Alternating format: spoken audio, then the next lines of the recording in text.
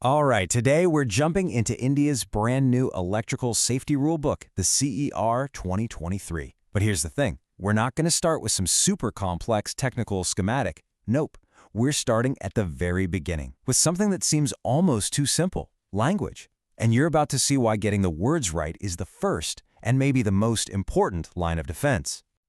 You know, the source material for this kicks off with this quote, and it really hits the nail on the head. It's a perfect reminder that we're dealing with a double-edged sword here. Electricity is an incredible tool, but it demands our absolute respect. This isn't just about finishing a job, it's about making sure everyone gets to go home in one piece at the end of the day. So that brings up the big question, right? How do you actually turn an idea like respect into real-world practical safety? How do you make sure that the seasoned engineer and the brand new apprentice are on the exact same page when a single misunderstanding could be catastrophic? Well, that is precisely why this rulebook exists. To really get why this rulebook is such a game changer, you've got to appreciate the two faces of electricity. It is both a force of incredible creation and, if you're not careful, a force of total destruction. I mean, the regulations themselves call electricity the lifeblood of the nation, and that's not an exaggeration. It's what powers our factories, keeps the mines operational, and lights up our communities. Let's be honest, without it, modern life in India would just stop. But here's the flip side. That same lifeblood, if it's not managed with extreme care, can be unbelievably dangerous. We are talking about horrific accidents, life-changing injuries, and yes, even fatalities. The stakes couldn't be higher. And look, this isn't just some abstract warning. The book points to a real-world tragedy, the 2014 coal mine disaster in Turkey. A transformer blew up, leading to a fire. Why? Because it was overloaded and safety rules were ignored. But here's the most chilling part. Of the 201 people who died, most weren't killed by the explosion. They died from the smoke. It's just a gut-wrenching reminder that the deadliest risks are sometimes the ones you don't see coming. It is precisely because of tragedies like that one that a clear, non-negotiable set of safety rules is so critical. And that brings us to the CER 2023. This is the official game plan to prevent these kinds of disasters from ever happening again. So here it is, the Central Electricity Authority Regulations 2023. And let's be crystal clear about what this is. This is not a friendly list of suggestions. This is a legally binding rulebook that applies to the entire country, and it officially replaces the old 2010 version. You could say this is the new gold standard for electrical safety in India. Okay, so you've got this massive, important document. Where on earth do you begin? Well, you start right where it tells you to, at the beginning, with Chapter 1. And it might just look like a short intro, but trust me, it's the foundation for everything that comes after. Think of it this way. Before you can play the game, you have to know the rules. And before you can know the rules, you have to speak the language.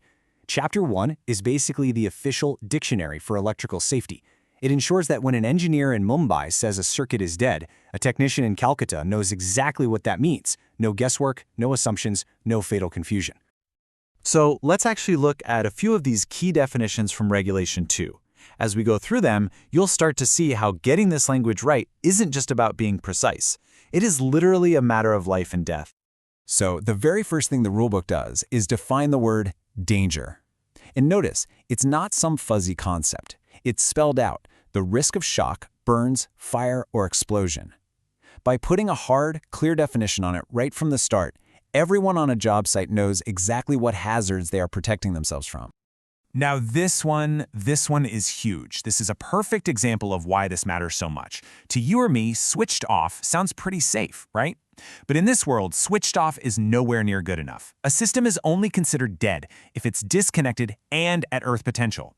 That tiny little word, "and," is an absolute lifesaver. It's the difference between a wire that's safe to touch and one that could suddenly jolt back to life and kill you.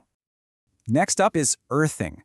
The easiest way to think about this is like a safety release valve for electricity. If something goes wrong, like a power surge, you need a safe path for all that extra energy to go. Instead of flowing through a person or frying a piece of equipment, a proper earthing system directs it harmlessly into the ground. It's one of the most basic, most fundamental safety pillars. And finally, check out the definition for apparatus. You'll notice it is incredibly and intentionally broad. It basically covers everything, from a massive turbine in a power plant all the way down to a tiny switch on the wall. The message here is simple and powerful. If electricity flows through it, these rules apply to it. No exceptions, no loopholes. Period. So you see the pattern, right? After looking at just those few definitions, it becomes obvious. This isn't about legal paperwork or bureaucracy. This is about building the entire structure of electrical safety on one solid foundation, a language that is precise, universal, and understood by everyone. And that shared language has massive real-world benefits. First, it creates clarity, so a shouted warning is understood instantly and correctly. It builds consistency, meaning a safety protocol in one state is identical to another. It enables real teamwork because everyone is speaking from the same playbook. And finally, it creates accountability because the rules are clearly defined for everyone. So there you have it. Chapter 1 gives us the dictionary, the language of safety. It's the bedrock. But of course, it's only the first step. Now that we're all speaking the same language, it's time to learn the grammar, the rules themselves. Which leaves us with the most important question of all. What are those essential, life-saving rules we now have to follow?